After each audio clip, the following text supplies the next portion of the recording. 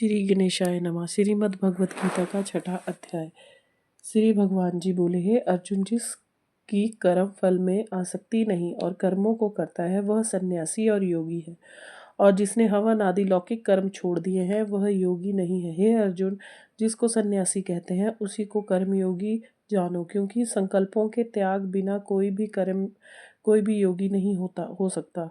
जो मुनि योग प्राप्त की इच्छा रखते हैं उनके लिए उसका साधन कर्म ही है, और उनके योगी होने पर ज्ञान पूर्ण होने का साधन चित्त का समाधान है। वह मनुष्य विषय और कर्मों की आसक्ति से छूट गया है और संपूर्ण वासनाओं को उसने त्याग दिया है। उसी समय वह योगारूढ़ कहा जाता है। जिसने मन स्वाधीन कर लिया है वह स्वयं अपना हितकारी है। जिसने विवेक का त्याग किया है वह स्वयं ही अपना शत्रु है। मन को जीतने वाले शांत स्वभाव मनुष्य की आत्मा शीत उष्ण सुख दुख मान और अपमान इनके होने पर भी अत्यंत स्थिर रहती है। जिसने ज्ञान विज्ञान से अपने अंतकरण को तृप्त कर लिया है वह निर्विकार हो गया है, तथा जिसने अपनी इंद्रियों को वश में कर लिया है, जो मिट्टी पत्थर और सोने को एक सा समझता है, वह योगी कहलाता है। सुहृद मित्र शत्रु उदासीन द्वेषी मध्यस्थ द्वेषी करने योग बंधु वर्ग साधु और पापी, इन सब में जो समान दृष्टि रखता है वही श्रेष्ठ है। योगी पुरुष को मन और आत्मा को अपने वश में करके वासनाओं और समस्त प्रपंचों को त्याग किसी एकांत स्थान में पहले कुश, उसके ऊपर मृगादिकों का चरम, उसके ऊपर वस्त्र बिछावे, स्थान ना हो तो ऊंचा ना बहुत नीचा हो, उसी पर मन को एकाग्र करके चित्त और इंद्रियों को रोक कर बैठना चाहिए। आत्म शुद्धि के लिए योग करना चाहिए। शरीर मस्तक और गर्दन को सम करके अचल होकर स्थिर होकर और अपनी नाक के अग्र भाग को देखता हुआ सब दिशाओं से अपनी दृष्टि हटाए रहे।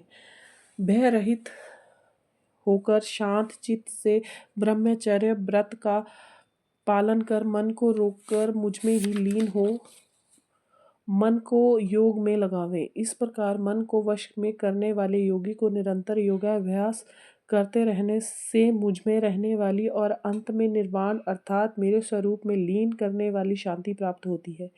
हे अर्जुन, जो अधिक भोजन खाता है या अनेक दिन का उपवास करता है, जो बहुत सोता है या जागता रहता है, उसको योग नहीं प्राप्त होता। जो उपयुक्त आहार विहार करता है, कर्मों का योग रीति से पालन करता है, जो यथा समय सोता है और जागता है, योग ऐसे पुरुष का दुख मिटा देता है। तब संयम को प्राप्त हुआ चित्त अपने आत्मा में ही स्थित हो जाता है और सब कामनाओं से निवृत्त हो जाता है, तभी योगी पद पा जाता है। जिस प्रकार वायु रहित स्थान में रखा हुआ दीपक चलायमान नहीं होता, उसी प्रकार योगी अपने चित्त को निश्चल रख कर उसका संयम करता है और अंतःकरण की समाधि लगाता है। जिस अवस्था में अभ्यास के कारण चित्त का वेग रुककर विषयों से पृथक होने लगता है, और जब शुद्ध अंतःकरण से आत्मा को ही देखकर आत्मा में ही संतुष्ट होता है, जिस अवस्था में वह अत्यंत सुख और का अनुभव करता है, जो इंद्रियों द्वारा जाना नहीं जा सकता वरन केवल बुद्धि से ही जाना जाता है, और वह योगी आत्म स्वरूप में स्थिर होता है, उससे विचलित नहीं होता। जिस अवस्था को पाकर फिर और कोई लाभ उसको नहीं जचता और वहाँ स्थिर होने से और कोई बड़ा भारी दुख उसे वहाँ से चलायमान नहीं कर सकता, ऐसी अवस्था को दुख संयोग वियोग कारक योग नामक जानना चाहिए। ऐसा योग निर्विकल्प चित्त से निश्चय ही करना चाहिए। संकल्प से उत्पन्न होने वाली समस्त कामनाओं को त्याग कर मन में सकल इंद्रियों को चारों ओर से रोक धैर्य के साथ बुद्धि को अपने अधीन कर धीरे धीरे विषयों से दूर हटें और भली भांति मन को आत्मा में स्थिर करके किसी पदार्थ की चिंता ना करें। यह चंचल और स्थिर मन जिधर जिधर जाए उधर उधर से इसको हटाकर आत्मा के वश में करना चाहिए। इस प्रकार शांत चित्त तथा रजोगुण से रहित निष्पाप तथा ब्रह्म स्वरूप योगी को उत्तम सुख प्राप्त होता है। इस रीति से निरंतर योगा अभ्यास करने वाला योगी समस्त पापों से छूटकर सहज ही उस परम सुख को प्राप्त कर लेता है जो ब्रह्म के संयोग से प्राप्त होता है। जिसका मन योग स्थिर हो गया, उसकी दृष्टि भी सर्वत्र समान हो जाती है। वह सब प्राणियों में अपने को और अपने मन में सब प्राणियों को देखता है। जो सब में मुझको तथा मुझ में सबको देखता है, उससे मैं अलग नहीं रहता। जो अभेद भाव से रहता है, सब प्राणियों में स्थिर मेरा मनन करता है, वह योगी चाहे जिस अवस्था में रहे मुझको मिल जाता है। अर्जुन, जो समस्त प्राणियों के दुख सुख को अपने दुख सुख के समान समझता है और सबको समभाव से देखता है, वही श्रेष्ठ योगी है।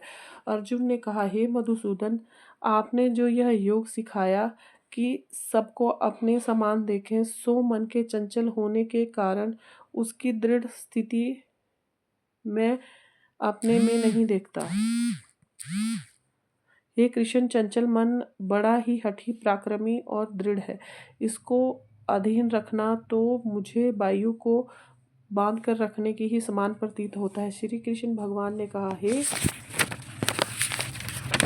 महाबाहो, इसमें संदेह नहीं है कि मन अति चंचल है और इसे वश में करना बड़ा ही कठिन है, तो भी अभ्यास और वैराग्य से अधीन कर लिया जा सकता है। जिसका मन वश में नहीं, उसका योग अत्यंत दुर्लभ है, ऐसा मेरा मत है। परंतु मन को वश में करने वाले प्रयत्न करते रहने से उपाय द्वारा इस योग को प्राप्त कर सकते हैं। अर्जुन ने कहा, हे श्री कृष्ण, जिसमें श्रद्धा तो है पर जो योग प्राप्त करने में सफल नहीं हुआ है और जिसका चित्त योग से विचलित हो गया है, वह योग सिद्धि नहीं पाने से किसी गति को जा पहुंचता है। हे महाबाहो, जिसका पहला आश्रय भी गया और ब्रह्म प्राप्ति भी नहीं हुई, वह दोनों ओर से भ्रष्ट होकर विच्छन्न मेघ के समान नष्ट हो तो नहीं हो जाता। हे कृष्ण, मेरा यह संदेह आपको ही दूर करना पड़ेगा। इसको दूर करने वाले आपके अतिरिक्त कोई अन्य नहीं है। श्री कृष्ण भगवान बोले, हे तात्पार्थ, उसका नाश नहीं होगा जो परलोक में ही दुर्गत होगी, क्योंकि उत्तम कार्य करने वाले किसी मनुष्य की दुर्गत नहीं होती।